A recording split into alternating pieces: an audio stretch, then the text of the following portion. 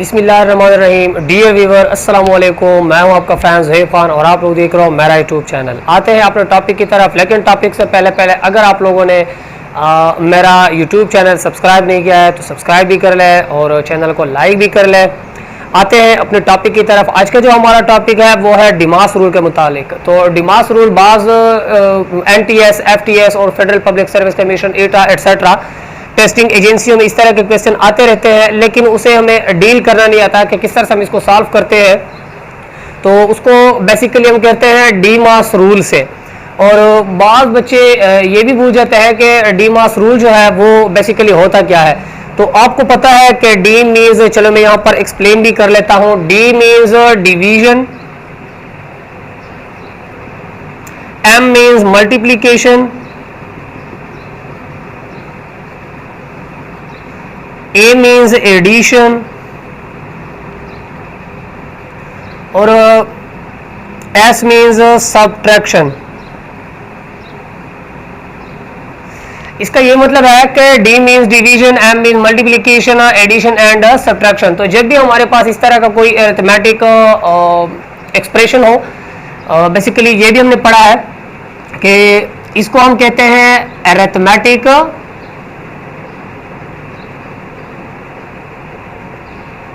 Operation. Means that addition है, subtraction है, इसके बाद हमारे पास है मल्टीप्लिकेशन और एक लास्ट वन है डिवीजन। तो इसकी जब हम बात करते हैं, लेट्स सपोज हमारे पास एक एक्सप्रेशन, अब इसको रॉन्ग मेथड से भी हम हल करेंगे और राइट मेथड से भी हम हल करेंगे। आप लोगों ने फैसला करना है कि कौन सा दुरुस्त है। इसको हम हल करेंगे बाय डिमास रूल और इसको हम हल करेंगे ऐसे ही, मतलब फर्स्ट से हम स्टार्ट लेना है, एंड तक हमने जाना है, ठीक है। डिमास रूल को हमने यूज नहीं करना। तो चलो सोल्यूशन की तरफ आते हैं। मीन्स दैट 2 + 6, अब 2 + 6 से कितना बनता है, स्टेप वाइज चलो चलते हैं। 8 क्रॉस 6 -9, बाकी जितनी भी नंबर्स है उसको लिख ले। हमने खाली इन दोनों को ऐड किया और इससे क्या आ रहा है, 8 आ रहा है। अब इन दोनों को हमने हल करना है। 8 × 6 से क्या आता है, 48 -9 डिवाइड बाई 3। अब ये इन दोनों से आ रहा है। अब इन दोनों को हमने हल करना है। जवाब में क्या आता है, 48 -9। इसे आप लोग अगर कैलकुलेटर है तो कैलकुलेटर पे कर ले, नहीं तो ऐसे ही हो सकता है। इसे अगर हम 9 को सब्ट्रैक्ट कर ले, बिकॉज 48 -9 से जो रिजल्ट आता है वो है 39 डिवाइड्स बाई 3।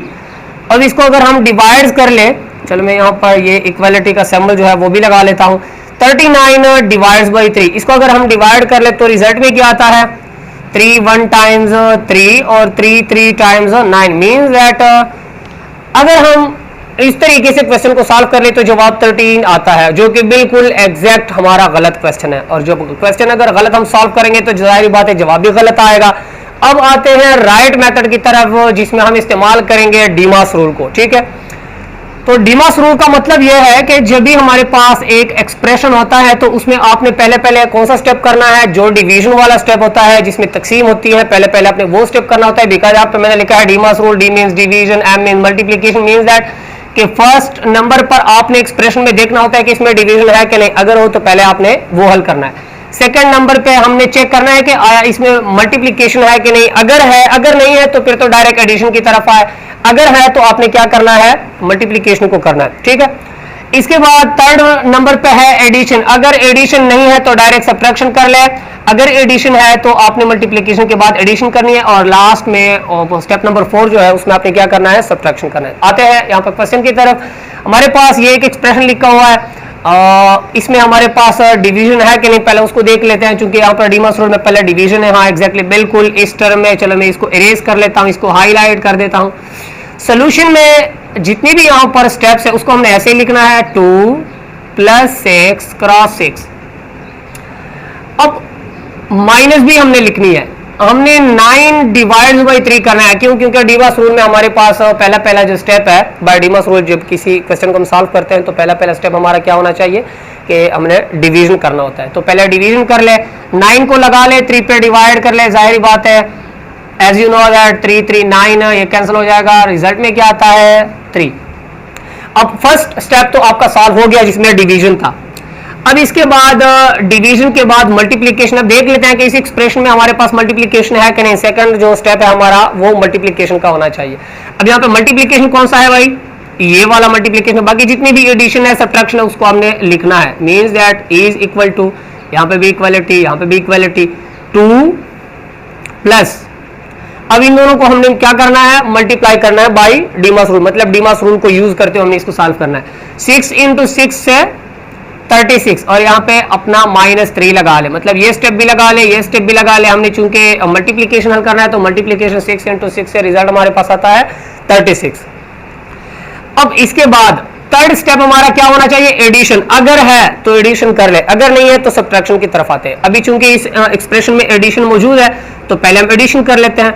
36 प्लस 2 से रिजल्ट में आता है 38 और -3 को अगेन लगा ले, ये इन दोनों से खाली आया हुआ है, ठीक है।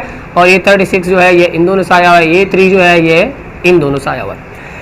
अगेन अब 4 जो हमारा स्टेप है वो क्या है हमारे पास, हमारे पास 4 जो स्टेप है वो है सब्ट्रैक्शन। मींस दैट 38 से अगर हम 3 को निकाल ले, मींस सब्ट्रैक्ट कर ले, मनफी कर ले, तो हमारे पास रिजल्ट में 35 आता है।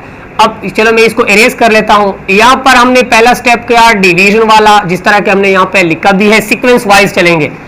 सेकंड हमने यहां पर स्टेप किया मल्टीप्लीकेशन, जो कि यहां पर हमने लिखा है दूसरा स्टेप। तीसरा स्टेप है हमारे पास एडिशन, यहां पर तीसरा स्टेप एडिशन का, और चौथा स्टेप यहां पर हमने किया सब्ट्रैक्शन का, ठीक है। तो सीक्वेंस वाइज इस तरह हमने क्वेश्चन को सॉल्व किया और जवाब आता है क्या, 35। अब जरा कंपेयर कर ले इस जवाब को इस जवाब के साथ। अगर हम कंपेयर कर ले तो यहां पर ये जो 31 जवाब है ये हमारा रॉन्ग है। क्यों, क्योंकि हमने जहां पर भी इस तरह का एक्सप्रेशन होता है और कहा जाए कि आपने हल करना है बाय डीमास रूल। अब डीमास रूल से पहले अगर हमारे पास ब्रैकेट आता है, ठीक है, पैरेंथेसिस ब्रैकेट, छोटी ब्रैकेट जिसको हम उर्दू में कहता है, तो ना अपने डिवीजन हल करना है, ना अपने मल्टीप्लीकेशन हल करना है, ना अपने एडिशन और ना अपने सब्ट्रैक्शन। फर्स्ट स्टेप आपका क्या होना चाहिए कि आपने क्या हल करना है, ब्रैकेट आपने हल करना है। ब्रैकेट के बाद अगर डिवीजन है डिवीजन हल कर ले, अगर मल्टीप्लीकेशन है मल्टीप्लीकेशन। लेट सपोज दैट किसी भी क्वेश्चन में अगर डिवीजन नहीं है तो आपने डायरेक्ट मल्टीप्लीकेशन हल करना है। लेट सपोज दैट अगर किसी भी क्वेश्चन में ना तो डिवीजन है और ना ही मल्टीप्लीकेशन है, खाली एडिशन और सब्ट्रैक्शन है। चलो मैं यहाँ पर एक एग्जांपल इसके लिए भी लिख लेता हूँ। फर्ज करें यहाँ पर है 4 + 5 - 3, तो आपने क्या करना है, ना तो इस एक्सप्रेशन में डिवीजन है और ना इस एक्सप्रेशन में मल्टीप्लीकेशन है। इस एक्सप्रेशन में खाली 2 ही अरिथमेटिक ऑपरेशंस है। The first one is addition and the second one is subtraction. तो पहले हमने क्या हल करना है, सीक्वेंस वाइज। ये भी नहीं है, मतलब इसका यह है कि इसको भी क्रॉस कर ले, इसको भी क्रॉस कर ले। थर्ड स्टेप की बारी है एडिशन। तो मींस दैट कि यहाँ पर 4 + 5 आपने हल करना है, कितना रिजल्ट में आता है, 9 - 3। अब आपने क्या करना है, फोर्थ स्टेप जो कि सब्ट्रैक्शन के मुतल्लिक है, तो 9 - 3 से जो रिजल्ट आता है वो मेरे ख्याल में 6 है। Means that 6 is the right answer. नए लेक्चर के साथ इंशाल्लाह फिर से हाजिर होंगे। अपना ख्याल रखिएगा, दुआ में याद रखिएगा। आपका फैन ज़ोहेब खान। अल्लाह।